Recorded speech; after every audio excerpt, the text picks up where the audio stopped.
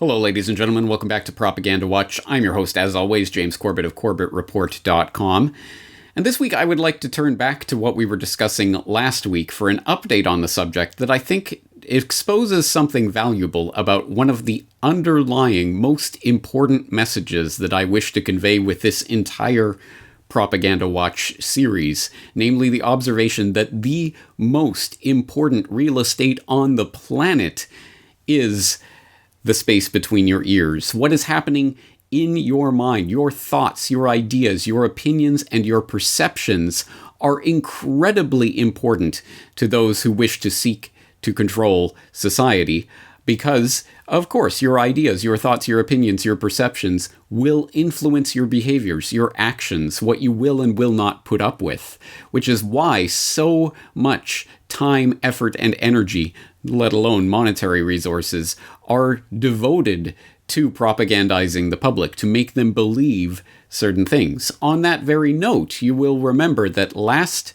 week we were examining that story about the Canadian military running the fake news about wolves and the PSYOP campaign that was one part of, where, as I noted in that Propaganda Watch with Dan Dix of PressForTruth.ca, I noted that the Canadian military is openly declaring the Canadian public to be the enemy. So if you do not remember that story, you can go back at the Corbett Report, the Canadian military declares war on Canadians, Propaganda Watch. Of course, that will be linked up in the show notes in case you haven't seen that already. But I found it extremely interesting to note that at almost the precise same moment that I was publishing that edition of Propaganda Watch, there was an update being published at the Ottawa Citizen by David Pugliese, the same journalist who has been reporting on this story for the last couple of months. He had this story up: Canadians shouldn't be viewed as targets. Military initiative to aim propaganda at public is shut down, which goes on to note that National Defence has shut down a controversial plan that would have allowed military public affairs officers to use propaganda to change attitudes and behaviors of Canadians, as well as collect and analyze information from the public's social media accounts. And it goes on to note that Laurie Ann Kempton, the Assistant Deputy Minister for Public Affairs, announced in an email to staff that the initiative to enhance the duties of public affairs officers to include influence activities and information operations was being shut down. Canadians must have absolute confidence in knowing that we completely understand our role in informing the public space of our initiatives and activities, she noted. They must know that they are not targets. So there you go, straight from the horse's mouth, directly at almost the exact same moment that I was publishing my statement that Canadian military has just declared you the enemy, you are the target. Well, they come out and say, don't worry, guys. That was just, we're abandoning that. You're no longer the target. We're shutting that down. Now, whatever you may think about the believability of that pronouncement from the Assistant Deputy Minister for Public Affairs, at any rate, I think it exposes an exceptionally important part of, if not propaganda itself, at least a buttress or a stratagem that is used to ease the public into a propaganda campaign. And that is the stratagem of the trial balloon, which I have referenced before from time to time, but I don't believe I've ever gone into it specifically as a stratagem of propaganda that's employed by the propagandists. So let's do that here. And what I mean by trial balloon is the floating of an idea at a distance or in a way that can be easily denounced or disowned, just to see and gauge the public reaction, because it is a corollary of the observation that the most important space that is imaginable is the space between our brains, between our ears, the space, the gray matter, which influences our behaviors or directly controls our behaviors. Well, a corollary of that observation is that, of course, a great amount of time and energy and effort is spent in scrutinizing our thoughts, our ideas, our opinions. All these opinion polls that you see on the news, which I have addressed on Propaganda Watch before as a potential vector for propaganda, i.e., all your neighbors think this, trust this poll, all your neighbors think this, therefore you should too, the type of peer pressure, essentially, approach to propaganda. Well, there is another way in which that type of study can be used. In fact, real studies of actual general public sentiment can be used to better fine-tune and tailor propaganda campaigns to more effectively roll out certain ideas. So one example of how that can be done is to float a trial balloon and gauge public reaction to that trial balloon. Then you can immediately shoot that balloon down and say, oops, well, we didn't mean to do that, or oh no, we take that back, or oh, that was just an idea, or that was a conspiracy theory, we never thought of that. And you can still have all of that juicy data about how the public reacted to that balloon, which may be the important part of it. And so I have no data to document this. I am not stating this as a matter of fact, but I think we at least must keep the idea as a possibility that this entire revelation of this PSYOP campaign by the Canadian military of releasing the fake news about wolves in order to gauge the public reaction, the fact that that story ended up in the national news in Canada at all may speak to the idea of the Canadian military itself floating a trial balloon. Okay, let's let the public know about this fake wolves campaign and see how they react to it. They're realizing that this means that the Canadian military is essentially declaring war on Canada. We better step back from that brink. Don't worry, guys, the program's shut down. Meanwhile, they have all of that data about public reaction from the trial balloon itself. As I say, I don't have any definitive conclusive proof that that is the case here, but it is certainly a possibility about how this entire program got revealed and then shut down publicly in the national newspapers.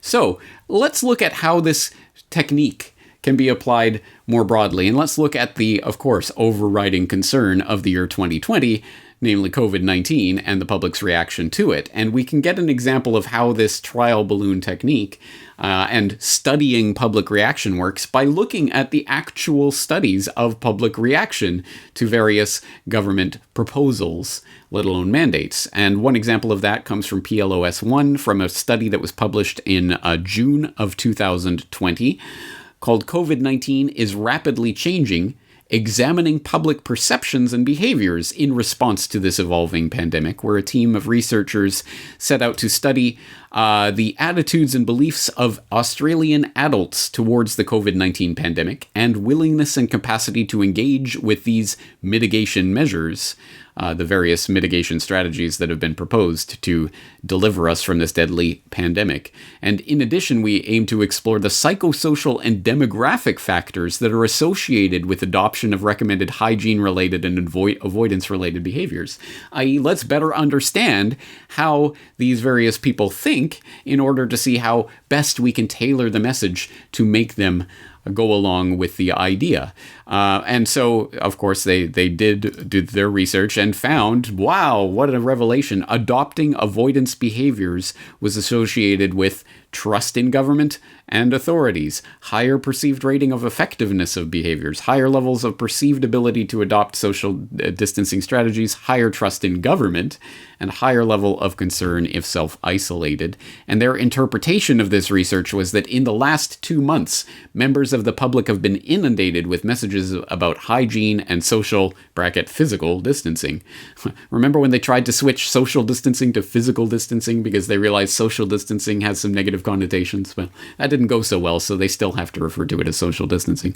However, our results indicate that a continued focus on supporting community understanding of the rationale for these strategies, as well as instilling community confidence in their ability to adopt or sustain the recommendations, is needed. So here we go. Here we have teams of researchers working on what did the public think about these ideas that we're trying to shove down their throat, and how can we best tailor these ideas so that more people will adopt them. Now, again, we don't have to speculate about how this type of research is being used. There is study after study after study, for example, specifically about the vaccine, the COVID-19 vaccine. What are people's perceptions of them? Are they willing to take them? What are their concerns? How can those concerns best be addressed by, say, giving that information out via a different source, or addressing this particular concern about side effects, etc. Again, tailoring the message, which is exactly what you would expect, conspiracy or not, completely on the level or not. Still, it needs to be understood that your reaction is being carefully studied so that the powers that shouldn't be, the people who presume to rule over us, can better tailor their propaganda message to get more of the public to comply with these diktats. Good case in point actually comes from, well, actually an interesting piece that comes from The Spectator, talking about Denmark, but it's really talking about Britain. So this is under the headline, Denmark is creating a roadmap for mandatory vaccination. And this article starts by saying, could British residents be forced to have a COVID-19 vaccine? Yesterday, Health Secretary Matt Hancock refused to rule out mandatory inoculation, telling Talk Radio that the government would have to watch what happens and make judgments accordingly. His comments have sparked questions about how realistic the prospect of mandatory vaccination is in the UK, or what restrictions people could face, with MP Tom Tugendhat suggesting that the unvaccinated could be banned from workplaces if they refuse to get inoculated. Do you see what just happened there? A trial balloon was just floated by Health Secretary Matt Hancock. He would refuse to rule out the idea of mandatory vaccinations, which broached the conversation. And suddenly you have Parliament discussing this, and you have people suggesting, well, maybe you can't go to the workplace unless you get vaccinated. Suddenly this conversation is broached. And at the end of all of this, if there is sufficient pushback from the public, such that there would be mass, wide-scale non-compliance, disobedience, nationwide strikes, people out in the streets absolutely refusing to take this shot, if that was the response to this idea, this suggestion, then this trial balloon could be shot down and completely disowned. Oh, we didn't say there was going to be mandatory vaccines. We just said that we weren't ruling it out. Well, we've come to the conclusion maybe that's not a good idea. So you better believe the British public's response to this idea is being evaluated and scrutinized quite closely now. And this is how it rolls. This is how it works. They'll throw out a trial balloon and just say, oh, we were just guessing about that. And then public reaction will dictate whether or not they proceed with the plan.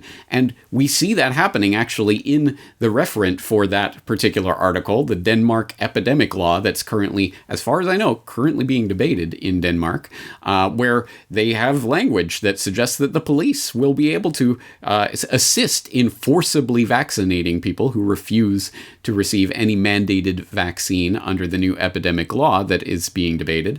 And now, I can't confirm this, and so I would love if anyone in the audience from Denmark could confirm or disconfirm the reports that are being circulated online right now, that after days of nationwide protest and mass-scale disobedience, the government has backed down and binned the epidemic law. As far as I know, the final decision will be made next month, and that might include the law as envisioned. It might be revised. It might be scrapped altogether, but I don't know if any decision has been taken on that yet. I have not seen anything definitive in black and white from any official source stating that one way or another. So if anyone could confirm that, that would be great. But if so, that is, again, of course, a demonstration of the fact that when people mass scale widely refuse to comply, will not back down on a given topic, they can easily just say, oh, okay, we're scrapping that law. Oh, don't worry, that was just a proposal. Oh, that was just a trial balloon. We're going to shoot it down and you don't have to think about it anymore. So yes, again, your reaction, your thoughts, your opinions are of great consequence to would-be leaders of society. And that's why trial balloons are floated, to see how the public will react. So that does imply certain things about our reactions to various stories that come out. Whether we're going to say no, or hell no, or maybe, or hey, that could be a good idea, could influence how those ideas will or will not be enacted in law. And that's an important lesson for us as we go into this. And I think there are a number of examples that one could point to of trial balloons that are being floated right now or have been floated in the past. I have my own ideas of some of them, but I'd like to hear yours. What are examples of this? Not necessarily about COVID-19 or what's taking place right now, although it may be, but from your locality, can you think of any examples of politicians floating trial balloons only to shoot them down when there seems to be public resistance, or to go ahead with them when suddenly it seems like the public is willing to accept it? And what does that imply about our strategies? Either to very vocally say, no, we will not allow, say, the Canadian military to target Canadians as enemy targets in information campaigns until they back down from that position, or to pretend to go along with certain ideas so that they do forward them, so that then we can non-comply and force the issue rather than having it kicked down the road. There are a lot of strategic things to consider here, but at the very least, the first order of things is to identify that trial balloons exist, and they are floated from time to time in order to gauge public reaction. As I say, I'll have a lot of links in the show notes, not just to what we've taken a look at here, but to other studies of public reaction and opinions related to the vaccine issue that I think give some more insight into this idea and how strategies are being crafted right now based on public perception in order to proceed or not proceed with various agendas, specifically in that case with regards to the vaccine. But as I say, this applies much more broadly.